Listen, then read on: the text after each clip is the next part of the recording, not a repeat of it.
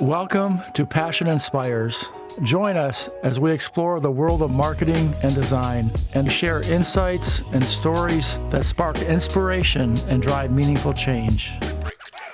Welcome to Passion Inspires. Today I am so glad to welcome Cheryl Schuch, CEO of Family Promise National, and I just can't wait to talk with you, Cheryl. Our relationship goes all the way back to 15 years ago or so. Yeah. And I would love to have you just share with people some of your background in the very beginning. Why did you even become part of Family Promise after a corporate life way back 15, 16 years ago? Yeah. My first career was in the corporate space in the tech industry.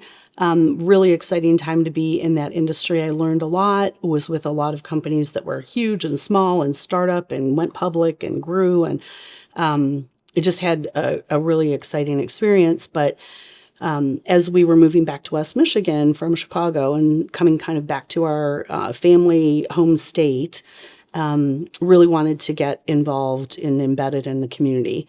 And I had great parents who were very involved in Southwest Michigan and saw them serving on boards and doing things in the community. And so as I transitioned out of my old job, I had some time and got really excited about working and volunteering in the nonprofit space. And as many times happens, just kind of fell into a position as I was doing some volunteer work with Kids Food Basket in West Michigan as it was starting up, and really kind of learned about the nonprofit space from an operations perspective there. And then had a volunteer that I worked with and a couple board members at Family Promise locally here at the local affiliate, starting to do some big things. And they had a couple new grants and were ready to hire their first full-time director. And I had been in the startup space before. I really enjoyed that entrepreneurial space. And so it seemed like a good fit where I could use some of my skills that I had learned in the corporate world about starting organizations and building community. And I was really passionate about families with kids. And so the mission for Family Promise of serving families with kids who are experiencing a housing crisis fit perfectly for me with my passion, my values, and my experience. So I was really blessed to have that opportunity to start. So when you came on board, were you the first full-time person or First full-time staff. That's incredible. Yeah. Because it's not like that today. No. Grand Rapids, the Family Promise West Michigan affiliate here based in Grand Rapids, is quite large. They had, when I left, they had close to 60 staff at the time. So, quite a big organization supporting well over 1,000 families a year. That's incredible, Cheryl. Because I remember when I met you for the very first time, you were on Division Avenue. Yes. We climbed those nice stairs up to the top. Yep. It was like space. Very steep stairs. Yes, they were. Very steep. Why did you want to hire a marketing firm to begin with? Because I believe it may have been a year or so after you became CEO there. Yep. What kind of needs were you having? So when you're working in the nonprofit space, especially when you're directly serving people, you quickly realize that you need to do that with the fiber of the community involved and doing it with you. It's not a job you can do by yourself. People are complex and there are many needs, and especially working multi-generational, parents, grandparents, kids within a family. And so the only way that we were going to be successful in bringing forward what those families needed was to network in the community. And we needed to get the word out. We needed to be able to communicate with people, tell them what those needs were. There's so many people who want to help and want to support each other. Sometimes they just need to know how to do it. And so I knew the strength of having a really strong marketing team working with me in the corporate space, and to do that, to help share the need that we were experiencing for families. I knew that we needed some experts to come in and help us do that well. And Family Promise, why don't you explain their model? Because it does engage people in the community just to exist, don't they? Sure. So the national organization was started in the late 80s. and started in Summit, New Jersey was the first location. And we have now just under 200 locations across the country. And the purpose for Family Promise, the mission is to serve families with kids who are experiencing housing crisis and homelessness. And the original model was to provide emergency shelter, and that was done in partnership with congregations in a community and using the congregational space as shelter for families. Required hundreds and hundreds of volunteers throughout the year as the families would work at the different or stay at the different congregations, meals provided, laundry done, rooms set up and tore down, transportation for families, things like that. And so really a community-based program at heart from the beginning. And one of the most hands-on volunteering engaged spaces for volunteers that I had seen at that point in time when I started back in 2009. Now Family Promise has grown and we have multiple shelter models. We have a lot of our affiliates still doing that rotational model with congregations, but we also have static site locations. We have scattered site apartments that we use. We have apartment buildings that we own. We use hotel shelter, lots of different shelter strategies in different communities based on location and other resources in the community. And then we do a lot of prevention work and also permanent housing and stabilization work with families too. So kind of the whole spectrum for the family. So that diversity has really expanded since 16 years ago, hasn't it? It has, yeah, it's grown considerably. Starting out, years ago with just that emergency shelter space, and now really growing in and pushing heavily into the prevention space, which again, volunteers and community members are critical in that space and just networking for resources. But then the same once families go into housing and just access to housing now. Housing has become so difficult and expensive in our communities across the country. So working with the congregations and businesses and other community members who have housing, who are willing to share it and prioritize it for our families has been a real joy. I remember one of the things that you mentioned when we first got to know you was that some of the people knew you through Interfaith Hospitality Network. Yeah. And some of them knew you through Family Promise. And there was just that, just not this overall brand awareness because of the diversity of your services. Talk about that a little bit. So Interfaith Hospitality Network was the original name for Family Promise. That's how it started when it was first founded. And IHN was the acronym that everybody used for it. Yeah.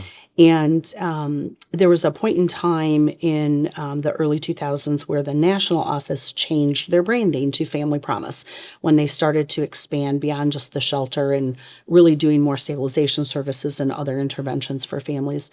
So it's one thing to change your name and your logo on a piece of paper, but it's another to get that awareness within the community.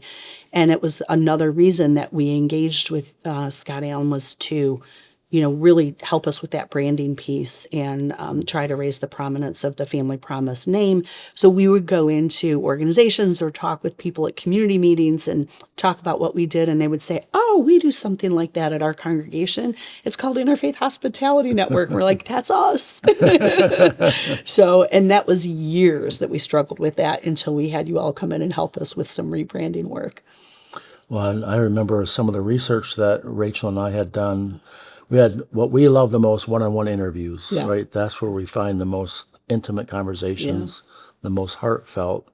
So you allowed us to interview yourself, some staff members, donors, families who had been in homelessness. And we also did online research where, to our surprise, 16 years ago, because homelessness and affordable housing was only an area that we had been serving for a couple of years, we were surprised to find some negative attitudes toward people who are homeless. Yeah. So Rachel and I realized we can't lead with that. We can't say we're helping people who are homeless. Right. And people would think, well, why should I help them? Because they only picture, perception is reality, right? And everyone's reality is seeing someone in chronic homelessness. And the education piece of crisis homelessness. But we didn't know what to do with it at first. I'll never forget, we were at Wealthy Street Bakery, and Rachel and I were just pouring over all of our interviews. And she had this aha moment, and it seemed so simple, like why, of course, now, but it was an aha moment then. Jeff, we need to share a family promise through the voice of the child. And as soon as she said it, yes, that's it. Yeah. Because you had shared, part of it was you had shared that you're in this because of your love for children. Right. Yeah.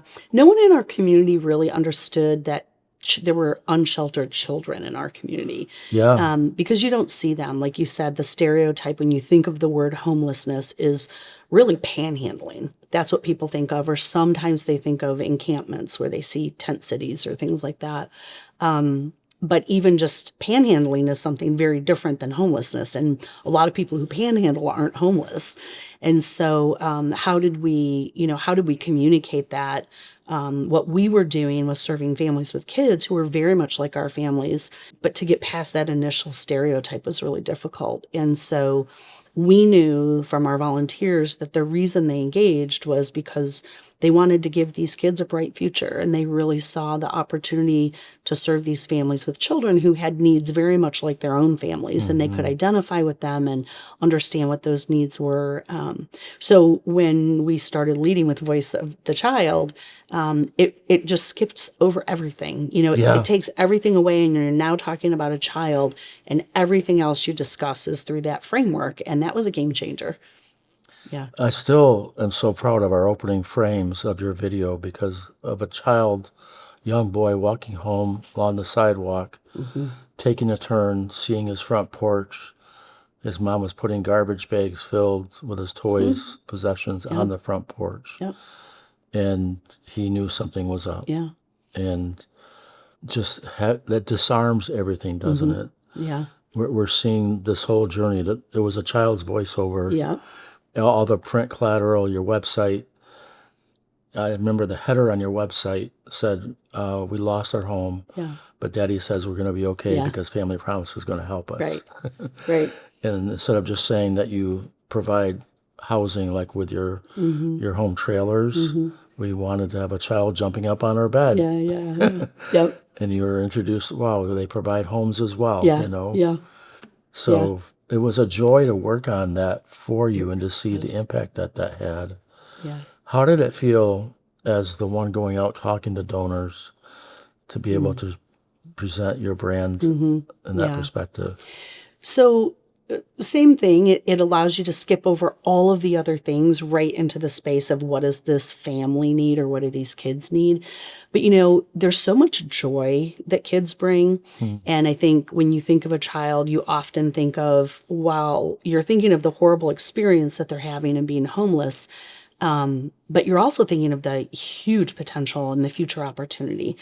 And so what I found was as we could frame the conversation around the kids, we were able to talk about the optimism of the future. And if we're doing that intervention and those supports and people are giving money and giving time and talent and treasures, they really are changing the future. And so there's not just a sense of changing the stereotype around it, but a sense of investment in the community, investment in the children, investment in the families.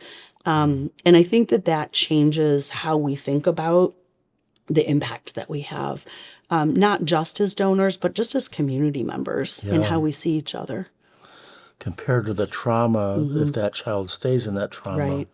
do you want to talk about that for a moment? Because when you compare the two different directions, it's So one of the things we learned just as we finished that video with you all before we went into the campaign work that we did for our first capital campaign was a lot of information came out in 2011 and 2012 about poverty, about toxic stress impact on children who are experiencing food insecurity, housing insecurity, and the things that manifested because of that toxic stress, things like loss of learning capacity, the onset of behavioral health disorders, and long-term disease that the child wasn't born with, that this chronic stress caused.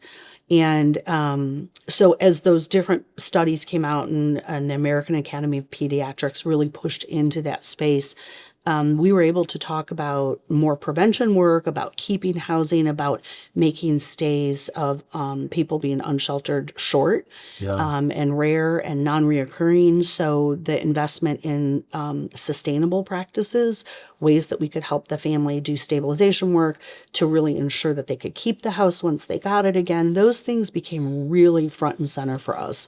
And for us, it helped us rethink what's our North Star? Like, how do we prioritize things? And the North Star really became, how do we mitigate as much of that negative impact on the child as possible?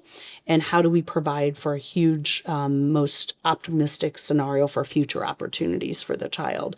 And if you look at the work you do through the lens of the child, not just how do we help them, but like, what do we prioritize in the work, or how do we decide what we do and don't do and what matters most? It's really about the child, and it's about the long-term outcomes and opportunities there. So, Well, until we had gotten involved, a lot of attitude was, well, just get someone into a home. right, That isn't enough, is it? right, right. Can't just be about the housing. Housing is the thing that solves homelessness, but making sure that the family has the rest of the necessary resources so they're not food insecure, so they have income mobility, economic mobility to be able to sustain the housing. And one of the things that we faced, the time when we first started working together was the recession. And so at that time, nobody had work. We had housing, lots of unfilled apartments, but no work. And then we quickly transitioned by 2012 into a space of everybody's got work, but you can't afford housing. And that housing needle moved so quickly, and wages just didn't keep up with it. So as we shifted what we did and what we invested in, being able to think about the child and kind of what kept the situation the most stable for the child, really kind of kept us on course during that big pivot that happened back then. You invest a lot into a family. I remember that for weeks, months, you're regularly visiting the parents. Tell us about that stabilization that you desire to bring. Yeah, so the biggest shift at that point in time was moving into the prevention space, where we would work with families as they were starting to seek shelter, to try to do intervention with their own support systems, and then adding on some things to help them stabilize and rehouse without having to come to shelter. That's the best opportunity to really mitigate the impact on the child. And it's the quickest. It's the way to stabilize them the quickest. But if they do need shelter and we're working with them in shelter, being able to get them rehoused and then do that stabilization work that you're talking about was really critical. And for that, that programming really happens over a couple years. The intervention in the beginning is quite frequent. It's usually a once a week. We do work in the home with the family. And then over time, by the time you get to the end of that 2-year period where they've implemented whatever their goals and dreams are for their family, and you kind of center them around your social determinants of health and your life domains of work and school and transportation and education and, housing and all of these different things. But to see what they were able to accomplish in such a short period of time with just some resources, some networking, we could kind of be the hub of that, spoke wheel system for them to get them connected to community resources that really could help them do that stabilization very quickly. And, our goal was to, while we became friends with and just thoroughly enjoyed our engagement with most of our families, we don't ever want to see him again in our shelter.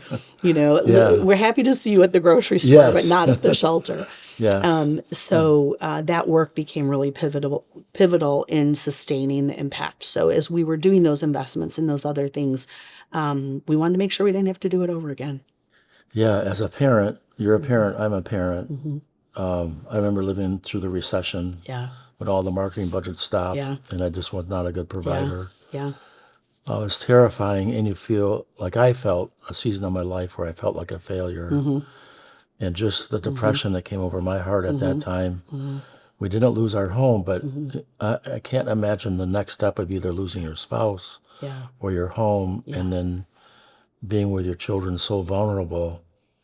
It's got to be also incredibly rewarding as you see the smiles come back to the faces of the parents again, and they can say to themselves that they're a good parent.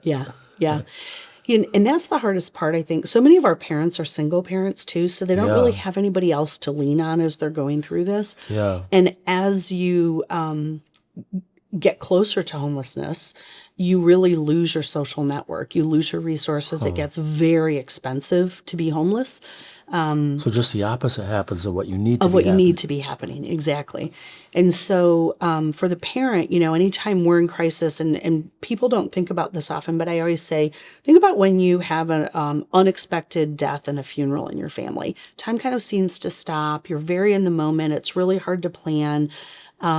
People talk about grief brain, that happens to parents who experience the housing insecurity and homelessness because they have a lot of loss. They've lost their things, they've lost their place to live, they've lost their friends and their family in many cases. Significant others, family breakups are one of the main causes of homelessness.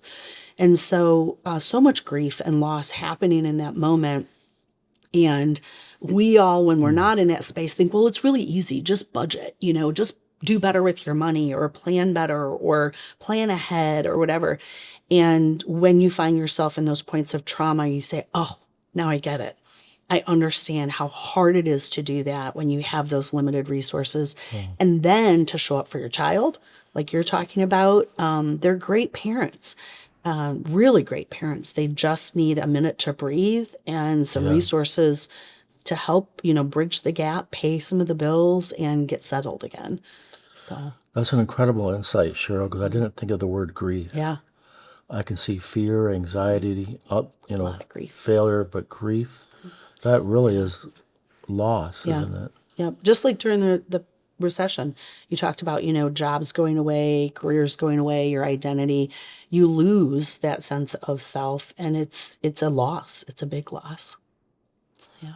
So what else should people in our community know about Family Promise, or is there any other dimension about Family Promise that you would like to talk about? I think the most important thing that I can think of is that when we talk about these families, those families, this issue of housing insecurity and homelessness affects everyone.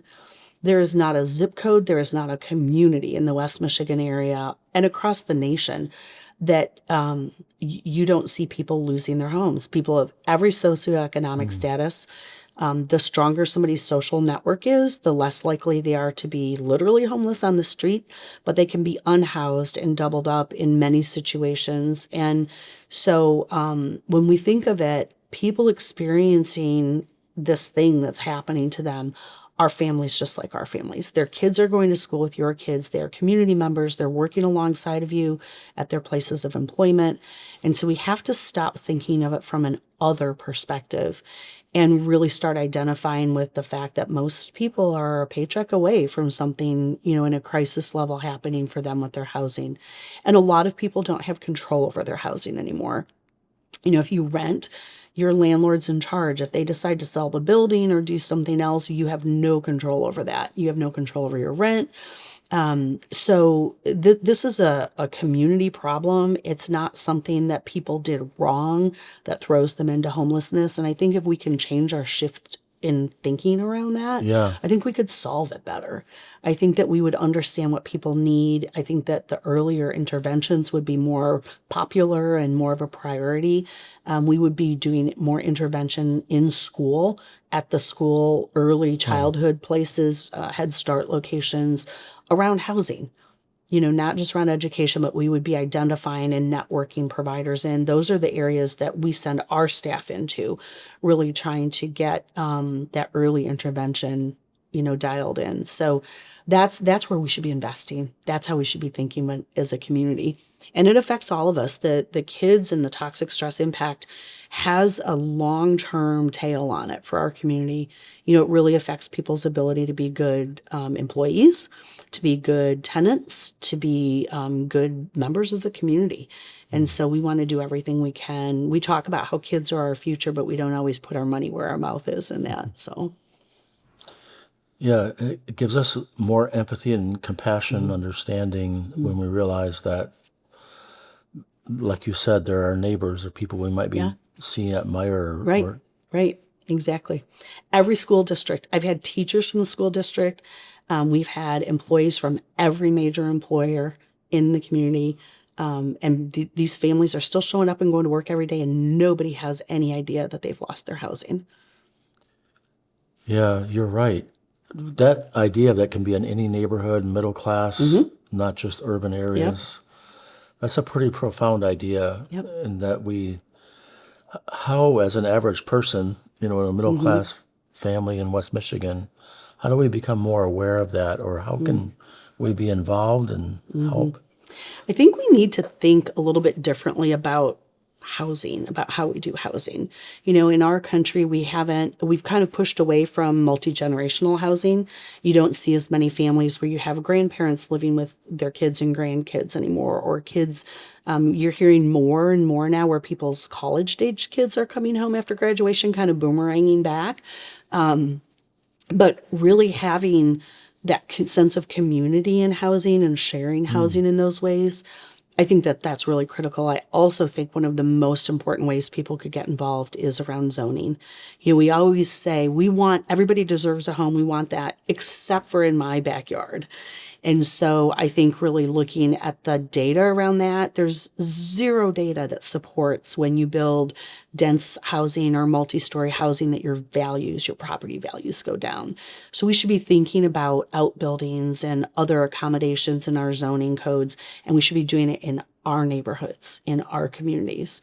And those are the ways I think that people could be using their voice for sure, to change how we think about housing in our community and recognizing that it touches every single one of us.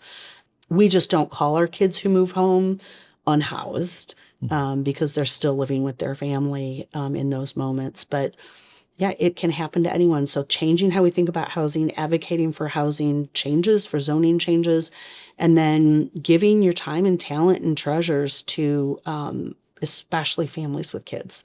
And I think those young children, and prioritizing them in what we do, and kind of putting that at the top of the pile instead of the bottom of the pile as we look to try to solve this in our community. So about 3 years ago, you were appointed as CEO of National Office. What a great recognition of your leadership. Thank you. You were the first full-time employee. You said you left with 60 employees. Yeah. That's quite incredible, Cheryl. Just under 60, yeah. So I'm curious, since then, what have you learned? What are some of the challenges for Family Promises, and what are some of the opportunities? So obviously, since COVID, there's been a big shift in the way we do shelter nationally. And so we really pivoted quickly into some other shelter models. And for the National Network for Family Promise, investments in those areas have been a big priority. We also, as I look across the nation, there are so many unique situations in different communities. You have huge cities like LA, and then you have rural communities that are just vastly different. Transportation systems don't exist, and shelters don't exist. But fundamentally at the core, the problems are still the same.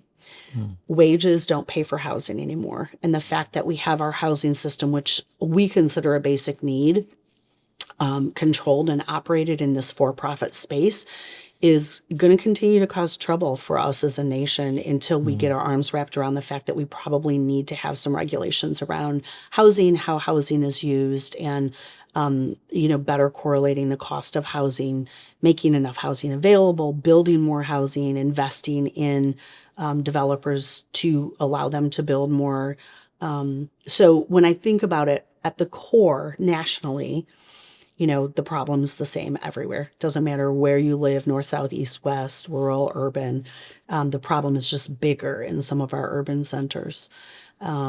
So the part I love about being at the national office now, though, is we are so innovative and creative in this nation. And I get to see really cool opportunities and ideas that people have in different communities. Yeah. And one of the parts I love about my job the most now is being able to share that from community to community, and being able to bring those ideas quickly into new communities. So we're constantly learning and sharing, but that's, I would say, probably one of the biggest differences with being at the national office that's really exciting. So I'm sure you probably saw that right away. The more you can have executive directors of the 200 affiliates communicating with each other, the smarter everyone will be, the better at our jobs everyone will be. Yeah. They always communicated. It was a very strong Okay. network. But sharing ideas is one thing, but really vetting those and testing those and knowing what works best and then sharing those best practices with each other, that's where we really start to get traction. Our goal is, we have a North Star as a national entity to meet the unmet need for prevention and shelter in every community where we have a family promise. Wow. And so, because there's a lot of people that are not housed right now and that are literally homeless with families with kids. We saw a huge increase 2 years ago, almost a 20% increase in the number of families with kids experiencing literal homelessness. And last year, a year ago, it was almost 40%, 39.5% increase. Cheryl, that's horrible. So more and more and more families are being displaced. And when we have those kinds of increases and those kinds of needs, we really have to get incredibly laser focused on doing that early intervention and then raising enough money and raising enough awareness so people understand that families with kids are homeless in our country, thousands and thousands of them. And just because we don't see them panhandling on the exit ramp or whatever doesn't mean that they don't exist. And so we should be supporting those families and really trying to get them the basic needs of a home that they deserve. So I'm curious, what does fundraising and marketing look like on a national level compared to a local affiliate? Yeah. What are your needs? At a national level, our job is to support the affiliates to be able to meet that North Star, to increase the number of families they're serving in their community. Sometimes it's increasing programming and starting other parts of the programming that they haven't developed yet. Sometimes it's just more of what they're doing. And so when we work at a national level, we're really working with strategic funding partners, corporations, foundations, individuals who understand if we can have the right resources to bring those best practices, we can take what happens at the ground and really condense that period of learning and scale more quickly to serve and meet that unmet need. So instead of each location needing to learn it for themselves by trial and error, if we are funded at the national office, we bring that money down to the ground level. We're paying for the staff there, the resources there, the financial assistance there, things like that. But we can measure it. We can monitor it, we can test it. And so to add that national layer for us is really finding those partners who understand how do you scale things and how do you take what really, really works and then be able to bring it down to the ground effectively. And so that's our job, is to be really, really good at that. And so I think in a local community, you can have a lot of events. You can do galas, you can do speeches at congregations or at businesses. You can do color runs, you can do all kinds of fun things. At the national level, you don't really raise money in that same way typically. Right. So it's looking for more, like I said, those corporate foundation and kind of those strategic community leaders. Sometimes it's money coming through the community, the counties or the states. But we know what works. We have a large system we can test things through. And so that's the challenge that we have in front of us right now as a national office, to be able to support our affiliate network. Do you find that there are foundations, national foundations, that understand and care for your mission? Yeah, absolutely. It's been an interesting space because while a lot of people have been talking about homelessness the last 24 months, really, 12 months specifically, and a lot of foundations and corporations have pivoted and made that a priority. Yeah. We really still haven't seen huge traction yet for Family Promise National with a lot of new foundations. We do have some corporate and foundation partners that have been partners for a while that have really stepped up their investment. But we have seen so much of the PR narrative kind of hijacked around encampments and really taking the whole immigration problem and trying to tie it to homelessness. And so that's been problematic for us in the family space, because that's not really. Then it becomes a politically charged issue. It becomes a really politically charged issue. No, it's never been, and it shouldn't be. It's basic needs for families with kids, and the majority of the families we serve are families who are citizens here who just can't pay for their housing. Most of them are working. Yeah, that's the other thing. Yeah. You don't realize that they're working Yeah. parents most often. When I was here as the director in West Michigan, shortly before I left, we had measured for 2 years. We had close to 80% of the households that came into shelter, of our shelter families who were actually in shelter, who were working and who had income but were still unhoused because what they were making didn't come close to being able to pay the rents that we had here locally now.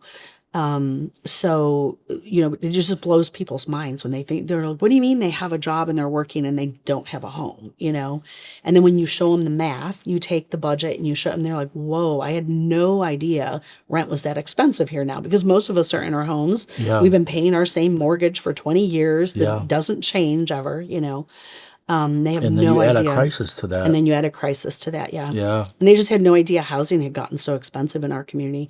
We talk about like buying homes a lot, the cost of a home purchase, but we don't talk about rent very much in the public narrative. We talk about the average home cost for buyers. But really that rent cost has moved, and that trajectory has been very steep compared to home values. I don't know what it's like today, but I remember several years ago, the rent to rent an apartment, modest apartment, was sometimes larger than what a mortgage would be. It's always larger, almost always. Is it really? Yeah. It's, So that's very insightful. for the same living space, yeah, it's way more expensive. And rents have gone up much more quickly than home prices have gone up. If you look at those charts over the last 10 years across the nation, we just don't have enough rental housing. And that's where most people in the very extremely low income space land, is in a rental unit. Yeah. So, so it's been really stark, a stark contrast. And I'm sure income isn't even close to keeping up with that climb. No. For years, it was completely stagnant until COVID. And so when we went into COVID here, like in West Michigan, as an example, we were really at 2002 levels in real dollars. It really hadn't changed much since then. Oh, my goodness. But if you look at the rental costs of housing during that time, it was a straight up arrow. And so COVID did, some in helping to get wages up during COVID. Yeah. But the housing prices continued to climb at the same time too. Yeah. And so while the gap narrowed, it still didn't even come close to closing. And so there's still a big, big gap between what people make and what housing costs in their community. So I was really impressed with, well, number one, the diversity of different types of housing where you can bring a family toward. But one of my favorite programs that you had were the house trailers. I don't know if that's the right term anymore. Manufactured homes. Yeah. Thank you. Thank you for the right term. Yeah. Can you talk about that just for a second? Because if we can bring housing lower, make that affordable month by month, and they have their own home. Yeah, great. Talk about that for a second, because I know you've had partners Yeah. who've been amazing at helping you with that. Yeah, for sure. That's such a great program, because both from a volunteer engagement perspective, you need so many hands to help refurbish those homes. But it's such an affordable type of housing. So these manufactured home communities, when we came out of the big last World War, World War II, the manufactured housing was a really intentional, affordable type of housing that we put on the ground across the nation. And we had the manufactured home communities established, and we have a lot of them in certain areas of the country. And people think, oh, that's not good housing because the housing decreases in value over time, like a vehicle would. But what we found in that space is really, if we could refurbish those homes to make them healthy and, environmentally energy efficient, things like that, the cost of doing lot rent in one of those communities was about a third of the price of what apartment rent was. Wow. And you got this really beautiful 2-bedroom unit. And so when you then stabilize at a certain level, the home value holds. It doesn't continue to decrease like a car would, for example. And so the equity in that home, if you keep that home in good repair, stays solid then. And then that family can use that at some point if they want to go into a single family home that's ownership model. They can use that equity to then put as a down payment into that stick built, lot on a lot land owned home. And so we were able to take those manufactured homes, flip them, refurbish them with donor support, move families in. They would go through the stabilization program that we talked about earlier. And then at the end of that, if they were successful and they were paying their lot rent and they were a good tenant in that community, they got the title to the home and became a homeowner. So you could go from shelter to homeowner in less than a year. And those families thrived. And then the disposable income that they had available, because that housing was so much less expensive, really allowed them to invest and make sure they had working vehicles and go back to school and do certification trainings. And they were able to buy medicine for their kids and do other things that very quickly made their family whole and stable. So that program was incredible. There are hundreds of those homes that this local affiliate in West Michigan has done since 2009. And they are still going strong. And then at a national level, we have taken that and started that program at some other locations.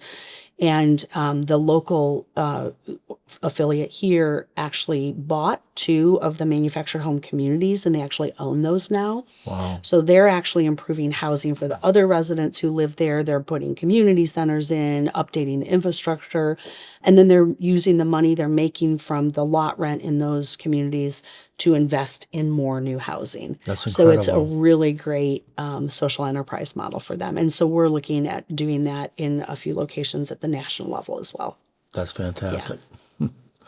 I want you to talk just real quickly about the impact when you get the messaging right.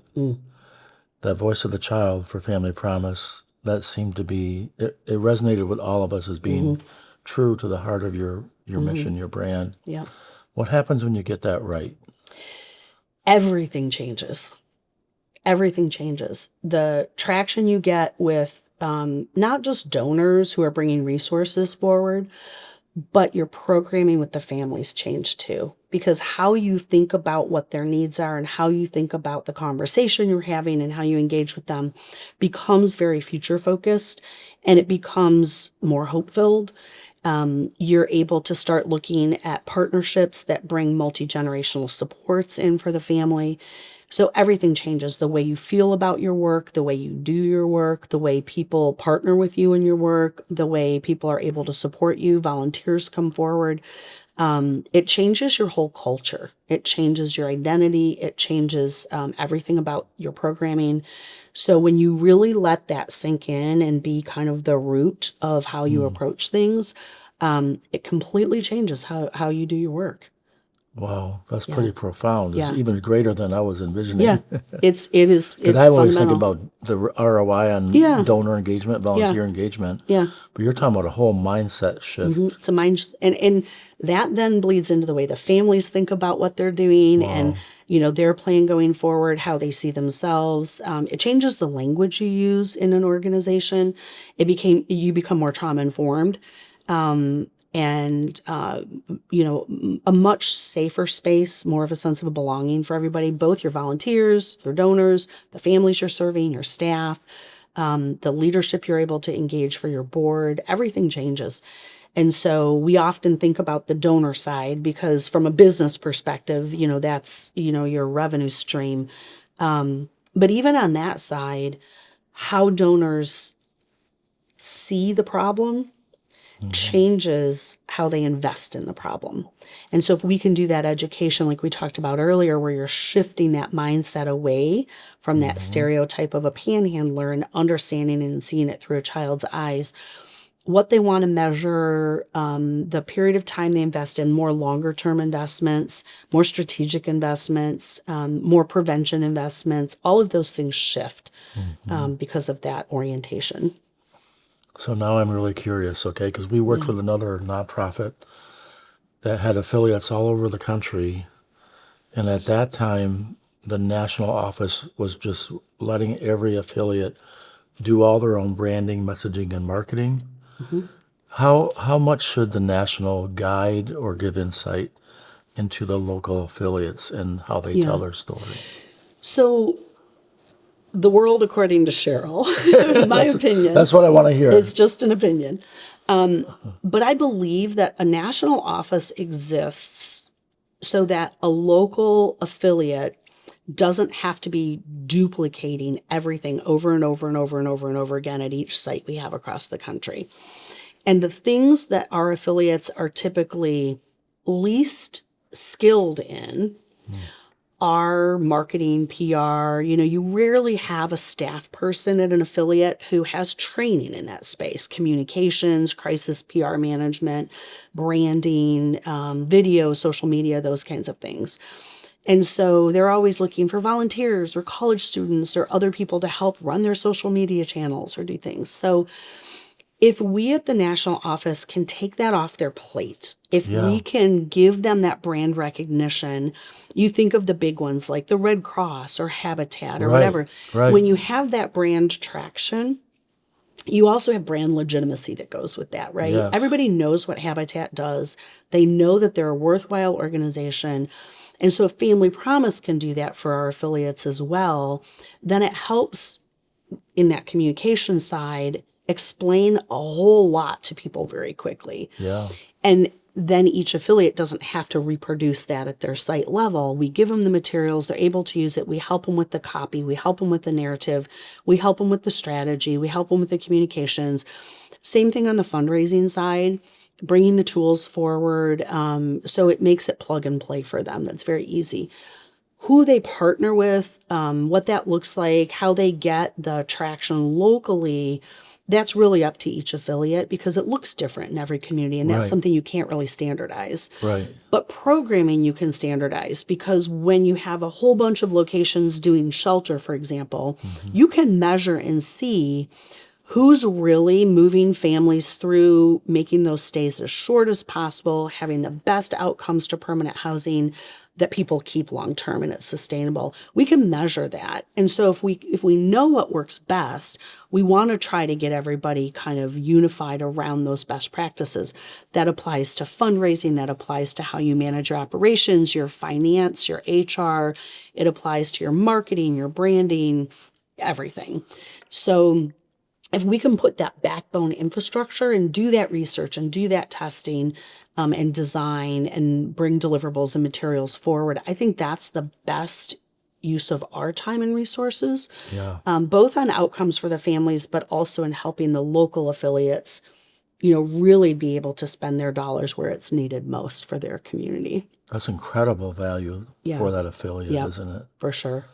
Well, I just think of the corporate model. Obviously, branding and name recognition is everything, right? Yeah. And your reputation around your brand is everything. Yeah. So if you can unify that across the affiliates, that's quite powerful. It's interesting because, you and I grew up in a time, we were talking about being old dogs and teaching old dogs new tricks before we started. But we grew up in a time where your marketing and branding, whatever you put on a billboard is what you told people you were. Whether you were that thing or not, that's how people saw you because that's what you published, right? And now I think branding is really more about how people experience you and engage with you. Definitely. And so when I think about that, that looks a little bit different in every community. And so as a national office for us, how do you keep that local culture, feel, flavor? Because what happens in California is going to be different than in Florida, than in Maine, than in Chicago, whatever. But still have that core, this is what we do. These are the things we're committed to. This is our North Star. These are our values. Those things can be very fundamental across all of those locations. And so you kind of take this, we always say it's like freedom within a framework or the special sauce. You take that basic foundation and then you add the localness onto that. And that's, your local experience. That's how families experience you. That's how donors experience you, your partners experience you. So we want to be able to bring that framework to them. So forgive me if I give you an idea you've already done. You can say, Jeff, we already did it. You always have great ideas. Because I'm immediately picturing, we always talk to our clients about what unites us in our humanity, in our life experience. And what does unite us is how we feel as a parent. If our child, if their security is threatened, or the birth of a grandbaby like last night, you always wonder, how are they going to be healthy? Right. That's what unites us, those life experiences and our humanity. What is different from each other is, like you said, where we live. Right. Phoenix looks very different Right. than Grand Rapids. Right. And we're very different than Portland or Florida or New York. Right. So I was envisioning a video where you have opening scenes of different types of families who are just glimpses of moments of being unhoused. And then the narrative talks about, it looks different on the outside. And for one family, it might be getting too hot, another one too cold. Right. That kind of thing, that the externals are different. But then other scenes of Family Promise affiliates throughout the country where that family enters Family Promise and starts build connection, and you see them in all different dress settings, I love desert that. settings, winter settings, Yeah. and then the same thing with when they are actually housed and get that ongoing support. Yeah. So that could be a video that you could use, that any affiliate could use. Right. No matter where they are. No matter where they are. I love that idea. We always think of, we talk a lot about the dinner table, because when we were doing just shelter for many years, families would always talk, and the kids would always say, oh, it was so nice to be able to sit and have dinner together. Because when you're unhoused, you're living in your car, you never get to do those things. And how a dinner table is a common experience, but all of them look different. Yeah, everybody's home, everybody's dinner table, what you're serving, what you're eating, like the culture around that. The food we eat. Yeah, exactly. That could be another element of the video. Yeah, I love taking that and applying it to like the unhoused experience, and then also what happens once you get help and once you get housed, all of those things. And like you said, then it's a pretty universal experience. So thank you for that. I love it. Yeah, it could close with a parent tucking their child to bed and kissing them at night. I love that. That's your humanity. Yep. Yep. That's your humanity. Well, Cheryl, thank you so much for taking the time to meet. It's been such a blessing and joy to see you again. Same. It's been way too long, and I'm so thankful for everything you guys do. You're welcome. Had a huge impact on our community, but also on other communities with Family Promise too. You've done work elsewhere for us. So just really great work. You're welcome.